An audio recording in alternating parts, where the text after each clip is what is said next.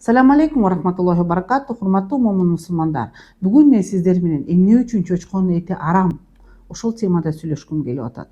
Баарыңыздар билгендей эле исламда чочконун эти арам тамактардын катарына кирет. Ал эми ыйык Куранда чочконун эти тууралуу 5 аят эскерилип келет.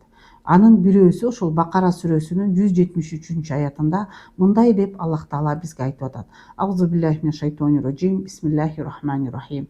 Иннама харрама алейкумул майтата вад-даму вал-лахмул хиндири ва ма ухли бихи ligayrillah. Бул аяттын которулушунда Аллах Таала силерге өлүмдүктү, канды, чочконун этин жана Алладан башка аталып союлган нерселерди арам кылды деп келип атат. Ошон үчүн Аллах Таала пенделерине адам аң сезимине жана ден соолугуна терс таасир эте турган нерселерди гана тыюу саларын баарыбыз билебиз. Медициналык изилдөөлөрдө да чочконун этин адамдын организмине зыян экендигин көп далилдеп беришкен.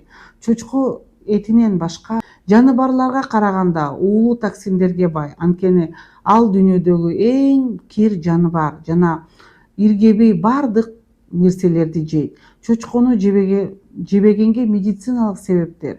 Чочконун курамында абдан көп уу бар. Анын этин жеген адамдын денесинде май сиңип калат. Бул ыплас жаныбардын этинде күкүрт бар. Чочконун эти көп гормондорду камтыйт.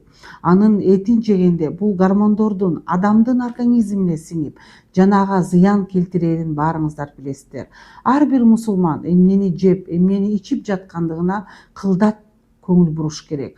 Жана ошондой эле мусулмандар Курани Каримде арам деген нерселерге жолугушубуз керек. Саламу алейкум ва рахматуллахи ва баракатух.